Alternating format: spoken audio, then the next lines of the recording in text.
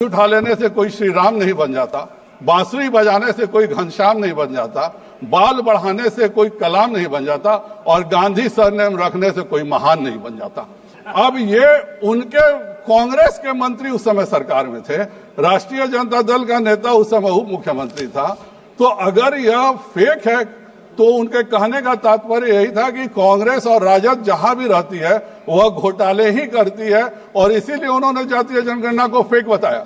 लेकिन वो भूल गए कि मुख्यमंत्री नीतीश कुमार है और नीतीश कुमार जी के रहते कोई घोटाला नहीं हो सकता। इनके 1.5 साल के घोटालों से ही त्रस्त होकर माननीय मुख्यमंत्री पुनः एनडीए में शामिल हो गए। लेकिन इनको अवश्य बताना चाहिए कि कांग्रेस के कैबिनेट मंत्री और राजद के मंत्री किस तरह से जातीय जनगणना को फेक या घोटाले वो कर रहे थे, यह जरूर बताना चाहिए। अध्यक्ष महोदय, उसी तरह से यह कोई नई बात नहीं है। इनके द्वारा हमेशा एक तरह का गलत प्रचार, दुष्प्रचार, संविधान को रोकने की कोशिश, अनुसूचित जाति को रोकने की कोशिश सदैव से कांग्रेस के द्वारा हुई है। इनके परनाना जब माननीय प्रधानमंत्री थे, इन्होंने जो संविधान के रचयिता थे बाबा साहेब, उनको भी इस संविधान में संविधान की शपथ लेने इस संसद में आने नहीं दिया। हर बार षड्यंत्र करके उनको सदन में रोका गया कि बाबा साहब के द्वारा रचित संविधान से खुद बाबा साहब शपथ नहीं ले सके। इसकी पूरी साजिश इन लोगों ने किया था। इतना ही नहीं, कोई बात नहीं है सभापति महोदय, इतना ही नहीं, संविधान सभा के अध्यक्ष थे डॉक्टर राजेंद्र प्रसाद। इस संविधान सभा के अध्यक्ष थे डॉक्टर राजेंद्र प्रसाद।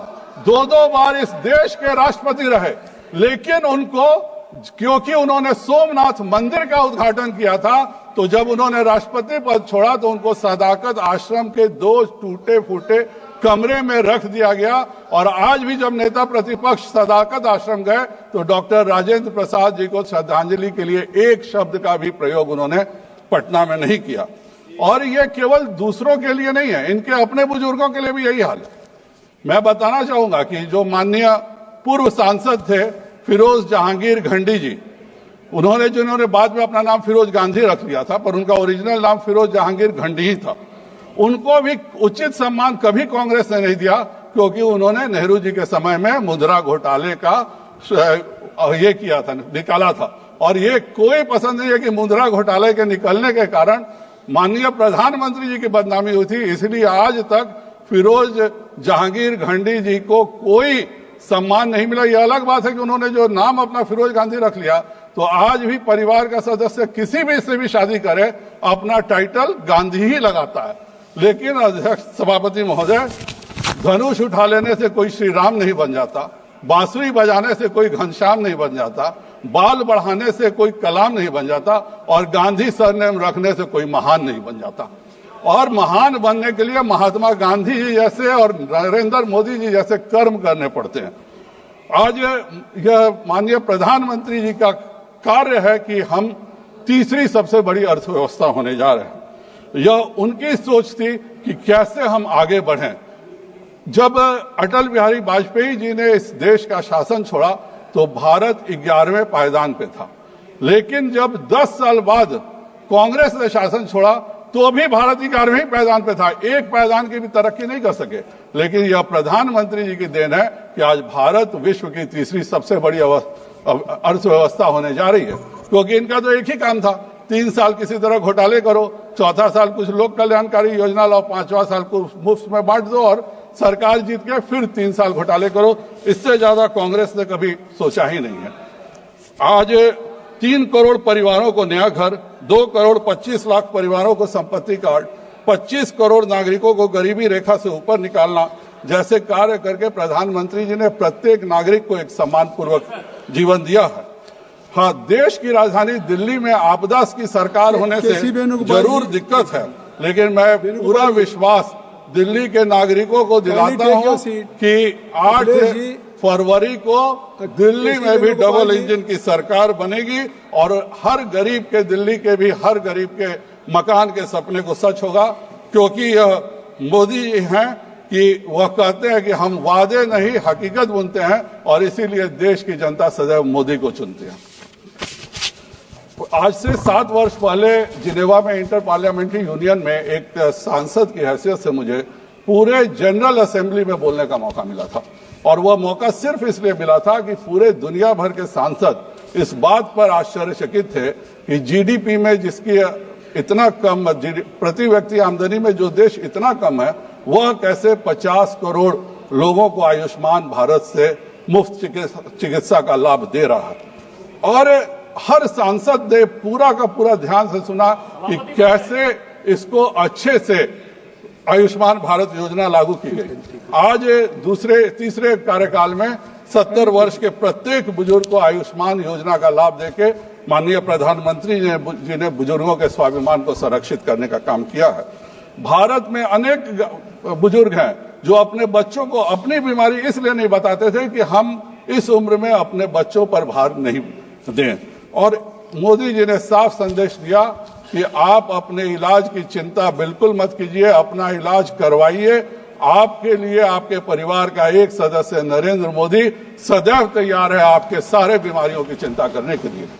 आज जन औषधि केंद्र के माध्यम से 80% रियायत में दवाइयां मिल रही हैं, और इस देश की जनता का 30,000 करोड़ रुपया केवल इलाज में बचने का काम किया। जहां तक महिलाओं की बात करें तो नारी वंदन के माध्यम से लोकसभा और विधानसभा में आरक्षण देने का काम माननीय प्रधानमंत्री जी ने किया। 3 करोड़ बहनों को लखपति दीदी बनाने का प्रधानमंत्री जी ने लक्ष्य रखा है, और केवल लक्ष्य नहीं रखा, अभी तक हम 1 करोड़ 15 लाख बहनों को लखपति दीदी बना भी चुके हैं। आज हमारी बहनें चाहे निचले स्तर पर बकरी मुर्गी पालन से लेकर के लड़ाकू विमान चलाने तक का कार्य इस देश की हमारी बहनें कर रही हैं। और कोई ऐसा एनडीए जैसे जगह पे जो पहले महिलाओं की एंट्री नहीं होती थी, वह भी खोलने का काम, उसके भी दरवाजे खोलने का काम माननीय मोदी जी ने किया है। आज युवाओं के लिए 500 शीर्ष कंपनियों में जो केंद्र सरकार के सहयोग से ट्रेनिंग प्रोग्राम की व्यवस्था की गई है, इसके कारण हमारे नए युवाओं को न केवल उद्योगों में काम करने का अवसर मिलेगा, बल्कि ये युवा तैयार होकर पूरे विश्व के उद्योगों में छा जाएंगे। माननीय प्रधानमंत्री जी के द्वारा विद्या लक्ष्मी योजना की शुरुआत 1.5 लाख से ज्यादा स्टार्टअप, और उसमें से भी 1.5 लाख से ज्यादा स्टार्टअप में 117 स्टार्टअप यूनिकॉर्न बन चुके हैं, अर्थात उनकी कुल पूंजी 8,500 करोड़ रुपए से ज्यादा हो चुकी है, जो शून्य से शुरू करके 8,500 करोड़ का अगर सफर हो पाया है तो यह केवल और केवल माननीय नरेंद्र भाई मोदी जी की योजनाओं की देन है। उसी प्रकार यूनिफाइड पेंशन के माध्यम से सभी कर्मचारियों को 50% सुनिश्चित पेंशन, 8वें वेतन आयोग का गठन, घर के लिए ऋण सब्सिडी, एमएसएमई की गारंटी सीमा को 2.5 गुना बढ़ाना, मुद्रा योजना को 10 से 20 लाख करना, पीएम स्वनिधि योजना जैसे अनेक योजनाएं चलाकर हर नागरिक को ईज ऑफ डूइंग बिजनेस में मदद करने का काम प्रधानमंत्री मोदी जी ने किया है।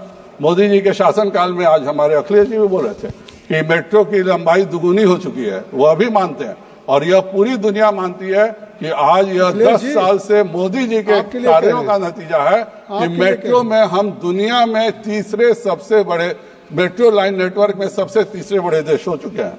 हम लोगों ने आज दुनिया का सबसे ऊंचा ब्रिज चिनाब बनाया है। 76,000 करोड़ से डीप वाटर मेगा पोर्ट हम बना रहे हैं, वरना श्रीलंका के पास से सामान आता था और फिर वह जहाज के माध्यम से भारत आता था बड़े जहाजों के लिए। आज भारत की विमान कंपनियां 1700 नए विमानों का ऑर्डर दी हैं। हमने हवाई अड्डों की संख्या न केवल दुगुना किया, बल्कि अब हम 120 नए और एयरपोर्ट उड़ान के तहत लेने जा रहे हैं। अध्यक्ष महोदय, हरि अनंत हरि कथा अनंता की तरह माननीय प्रधानमंत्री जी के विकास की योजनाएं हैं, और सबका एक ही लक्ष्य है कि 2047 तक भारत को विकसित राष्ट्र बनाना। यह देश सरदार वल्लभ भाई पटेल जी की 150वीं जयंती मना रहा है, जिन्होंने जूनागढ़ से लेकर हैदराबाद तक सभी राज्यों का भारत में विलय कराने का कार्य किया था। यह देश श्यामा प्रसाद मुखर्जी जी की भी 125वीं जयंती मना रहा है।